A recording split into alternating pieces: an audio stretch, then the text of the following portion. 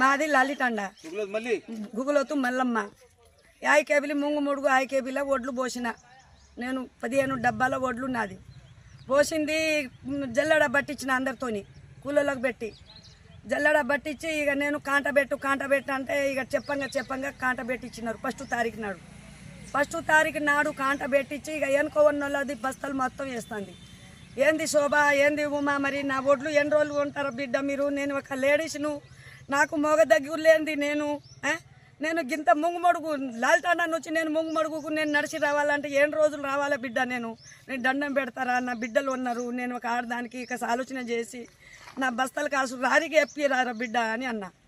ఇప్పుడు ఎప్పిస్తా అప్పుడు ఎప్పిస్తా అని అన్నారు. అయితే ఇంతలే మా మరిది బాబురాకు నాకు ఆయన ఏం చేసిండు, నీ ఓట్లు నా ఓట్లు కలవవద్దా అని ఆయన వచ్చి బండ బూతులు నాకు ఇంటికాడ వచ్చి తిట్టిండు. కానరాని కూతులు చావాలని అనిపించింది. ఎస్ఐ దగ్గర పోయినా ఎస్ఐ ఏమన్నాడు, ఎందుకమ్మా నీవు చచ్చేది, నేను ఆయనకు పిలిపిస్తా, నేను న్యాయం చేస్తా, నీ ఒంటరి మహిళ నువ్వు ఎందుకు చేస్తావు నువ్వు.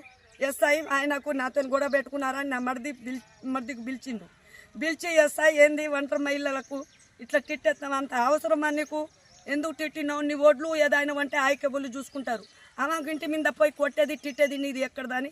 ఎస్ఐ ఆయన తప్పైందంట అమ్మ తప్పని అన్నాడు.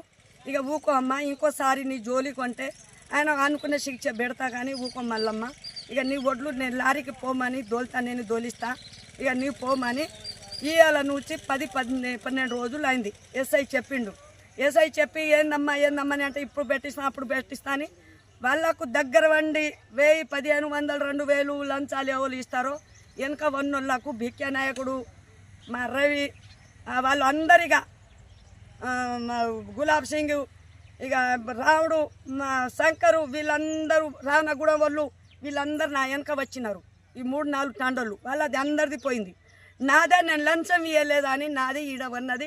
ఇగో నా ఒడ్లు 200 బస్తాలు తడిసింది. నేను ఒక ఆడదిని, నేను ఏం చేయాలో నాకు న్యాయం చేయరి, నా ఒడ్లు పరిస్థితి ఎట్లా, మరి నేను పురుగుల మందు తెచ్చి చావాలన్నా బతకాలన్నా చెప్పండి.